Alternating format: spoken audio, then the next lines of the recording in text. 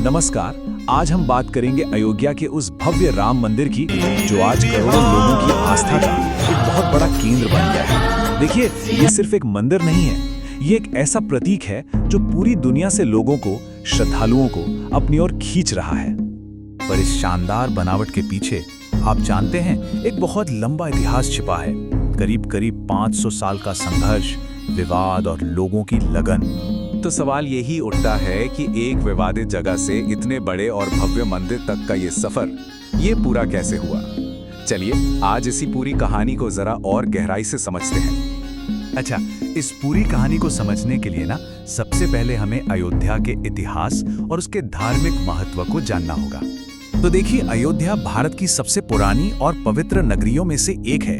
रामायण जैसे हमारे महान ग्रंथों में बताया गया है कि यही वो पावन धरती है जहां भगवान राम ने जन्म लिया था। और इसी वजह से हजारों सालों से ये शहर हिंदू आस्था और तीर्थ यात्रा का एक बहुत ही बड़ा सेंटर रहा है। तो अब आते हैं उस लंबे विवाद पर जिसकी वजह से ये जगह सदियों तक चर्चा में रही। इस पूरे विवाद की जड़ें आप समझिए 1528 से जुड़ी हैं। उस वक्त मुगल सम्राट बाबर के एक सेनापति मीर बाकी ने बाबरी मस्जिद बनवाई। हिंदू पक्ष का हमेशा से ये दावा रहा कि ये मस्जिद एक पुराने राम मंदिर को तोड़कर उसी जगह पर बनाई गई थी। फिर सदियां बीत गईं और 1992 में ये विवाद एक बहुत बड़े मोड़ पर आ गया, जब उस ढांचे को गिरा दिया गया। इसके बाद शुरू हुई एक बहुत लंबी कानूनी लड़ाई जो आखिर में 2019 में जाके सुप्रीम कोर्ट के ऐतिहासिक फैसले के साथ खत्म हुई। तो चलिए अब जरा उस ऐतिहासिक कानूनी फैसले को देखते हैं जिसने मंदिर बनने का रास्ता साफ किया। सालों की बहुत ही पेचीदा कानूनी लड़ाई के बाद आखिरकार 9 नवंबर 2019 को भारत के सुप्रीम कोर्ट ने अपना ऐतिहासिक फैसला सुनाया। कोर्ट ने सारे पुरातात्विक सबूतों और ऐतिहासिक दस्तावेजों को देखा और उसके बाद यह तय किया कि जो विवादित जमीन है वो राम मंदिर के निर्माण के लिए दी जाएगी। और इसी फैसले ने सदियों पुराने इस विवाद को खत्म कर दिया। तो फैसला आ चुका था। अब कहानी कानूनी दांव पेंच से हटकर असल में मंदिर बनाने की तरफ बढ़ चली।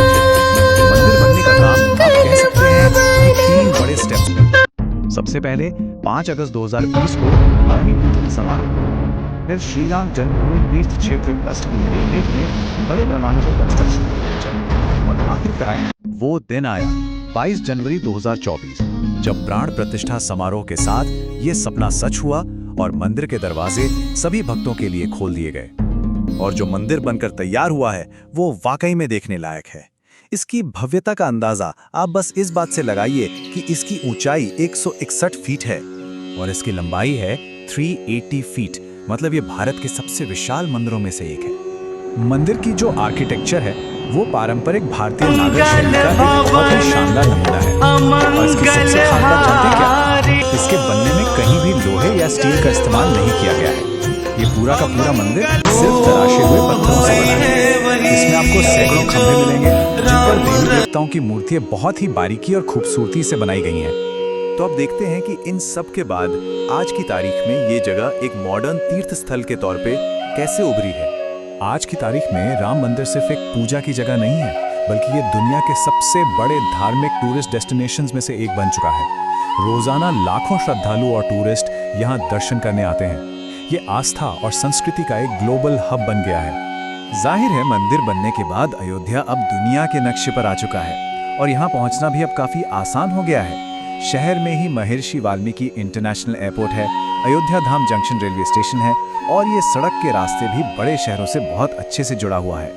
और हाँ, अगर अयोध्या जाने का प्लान बने तो सिर्फ राम मंदिर ही नहीं, वहाँ और भी कई महत्वपूर्ण जगहें हैं, जैसे हनुमानगढ़ी, कनक भवन और पवित्र सरयू नदी के घाट। ये सब मिलकर अयोध्या की यात्रा को एक पूरा आध्यात्मिक अनुभव बनाते हैं। तो एक विवादित जगह से एक भव्य मंदिर तक का ये जो 500 साल लंबा सफर था वो यहाँ आकर पूरा होता है।